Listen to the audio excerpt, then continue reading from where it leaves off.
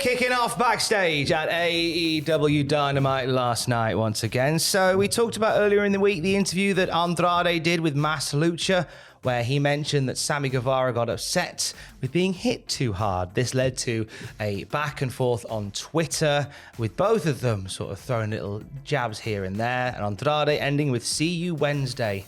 Who'd have thought what happened was going to happen, Andrew? Who could have predicted that then? What did happen, Andrew? Fightful Select told us what went down. So yeah, Fightful Select saying sources familiar with the situation claim that the October 5th AEW Dynamite show, there was an altercation between Andrade and Sammy Guevara.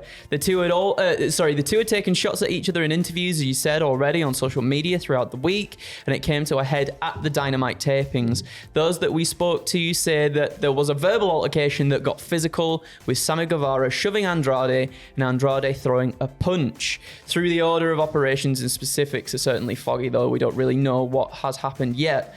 We're not sure if the punch actually connected, but we're told it was not part of a grander work. TMZ and Wrestling Observer have confirmed this. Now, also, Andrade was reportedly sent home after this and removed from the scheduled Mass vs. Korea match that we were going to see on Rampage against Dark Order's 10. Tony Khan confirmed this, on Twitter, saying Friday's bout, Preston 10 Vance and Andrade El Idolo is off. We will still celebrate the anniversary of Brody Lee's final match at AEW Rampage, as 10 will get the shot he missed out at All Out World's Trio Championship match. So it's going to be Death Triangle versus Dark Order. See you tonight for AEW Dynamite on TBS, and then shortly after this, Andrade posted, "Respect me and I'll respect you." So, fair play to the Trios Championship, once again coming in to plug a gap. This is kind of post All Out. I think they started off Dynamite with a Trios title change. Yes, new Trios champions. And what if they give the Dark Order the Trios titles to appease that? We don't know. But yeah, weirdly, this was something that Andrade predicted would happen. It was at the same time as he was kicking off with Sammy Guevara that he quote tweeted Preston Vance's plug for the match, saying, "I might not arrive on Friday." Well, Nostra Andrade there. Sammy Guevara competed in the main event of Dynamite last night as Andrade was sent home. Not only did Sammy Guevara compete in the main event, teaming with Chris Jericho to face Daniel Garcia and Bryan Danielson, but Sammy Guevara got the pin in that match, and he picked up the big W. And there was a point in that match where you see Sammy Guevara doing a Ric Flair style strut outside, because he is certainly one to pour a little bit of salt into that wound there, isn't he? Whether that was a sensible thing to do, I don't know. What happened when the camera stopped rolling on Dynamite last night, Andrew? So Sammy Guevara and Tay Mello shared a kiss on the entrance ramp as the crowd absolutely destroyed them with boos. The crowd then broke out in an Idolo chant as Jericho Appreciation Society made their way backstage. That's the interesting, isn't it? The Idolo chant breaking out. I wonder whose side they're on. Oh, not a clue, Tom. AEW President Tony Khan addressed the crowd before introducing Ring of Honor champion Chris Jericho once again.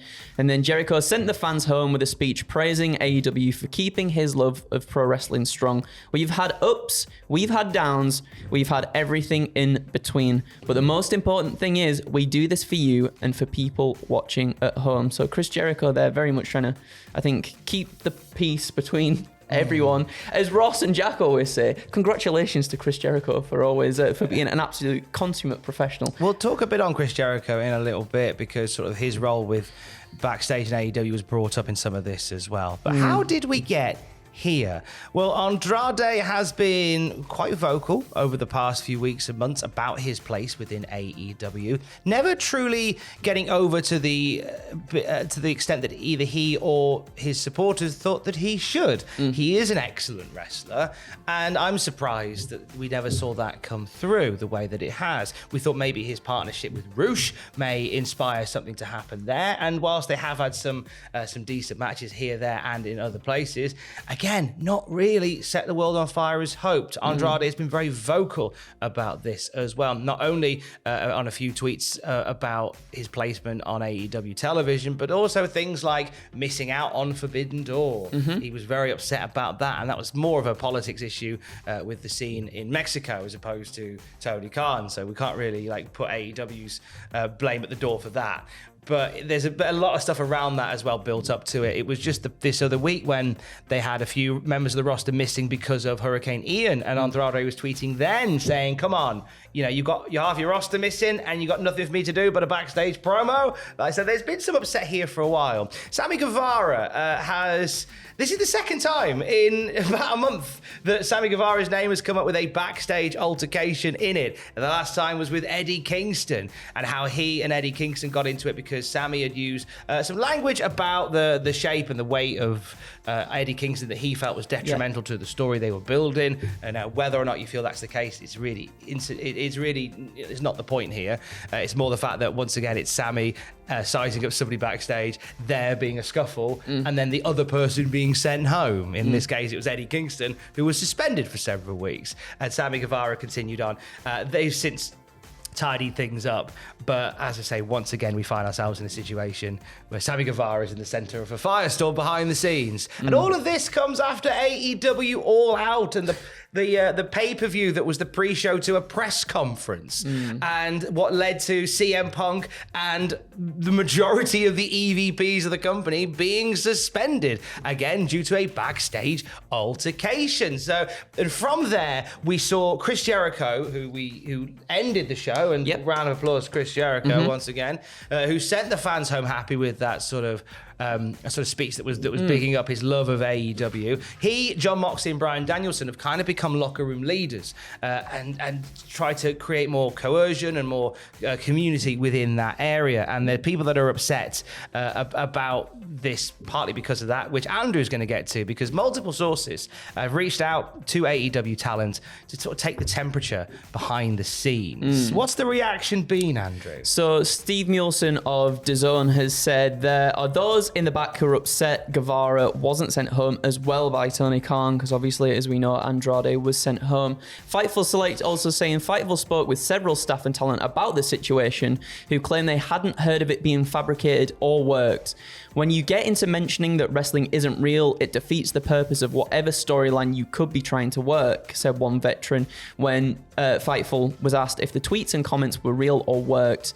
They went on to say they were talking about hitting each other hard and complaining, so if it's a work, it's a bad one.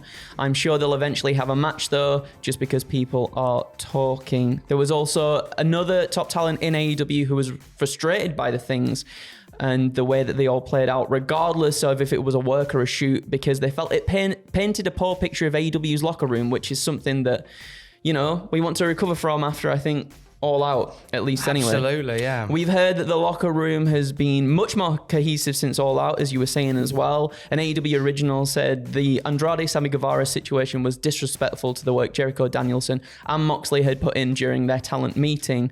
One of the points hammered home in recent weeks had been to keep dirty laundry private in that regard. And there were a couple of others that we heard from who were steadfast in the if it doesn't involve me, I'm not going to pay attention to it or concern myself with it camp. That famous camp. And also pointed to the more cohesive locker room of late. And I think I agree in terms of, with everything that's gone on, all the stuff in the media, obviously we've been covering it, lots of wrestling outlets have been covering it. The fact that sort of Jericho, Danielson and Moxley have really been trying to rectify what's happened and bring a bit more cohesion and a bit more unity, I guess, within the locker room. For something like this to happen, it does feel like a bit of a backhand to what people are working towards. I'd feel like, because there will be people who will watch this video and read about it on cultaholic.com and say, oh, it's a work. It's clearly a work. You're all being worked. It's a storyline. But the evidence would suggest this isn't the case. You've had Andrade, who has been very upset for a long time, very vocal about his placement there. And people were saying this about the Eddie Kingston, Sammy Guevara thing. It's a storyline, it's a work. They're building something. Well, what happened to that then? If that was a storyline, is that done now?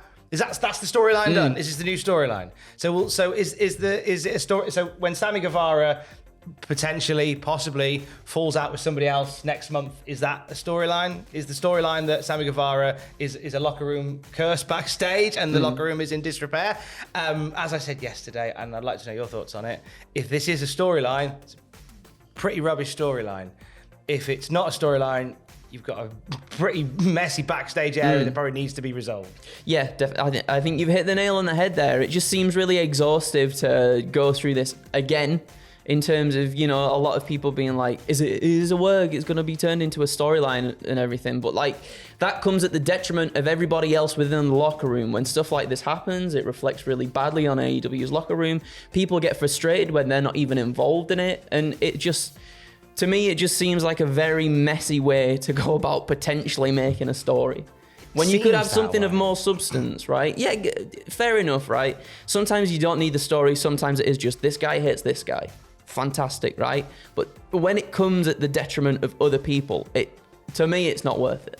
Like, they had a match planned for Andrade that was going to honor Brody Lee on Friday. Yeah. And they had that booked and prepped, and they've canned it a few days before for a trios title match. Like, if that's a booking thing, if this was the story all along, it shades, and I hate to say it shades of WCW 2000, where it's like, it's all a shoot. And that's a candle that, whilst it will burn bright on the odd occasion, you know, we spent the last 10 minutes talking about this, but I promise you that is a candle that is going to burn very quickly. You know, I can't imagine us sitting here in a year's time with nothing changing in AEW and still talking about everybody fighting backstage. Yeah. I can't imagine it. I want AEW to flourish and prosper. I do. We need it in wrestling. To quote Pete Dunne, this ain't the way. This ain't the way. No. Any thoughts? Not really. I mean, we've laid it all out there. I think ourselves and also people probably watching are very exhausted by all the backstage stuff and trying to figure out. Some really love it. And if you love it, good for you. That's fair enough. But you know, like, we've laid it all out for you. Take it as you want to take it. But we're just telling you what's going on now. I have no doubt that there will be a few more licks of this to share with you later on. And when we know more, you will know first at cultaholic.com. Stay safe. Love you, bye.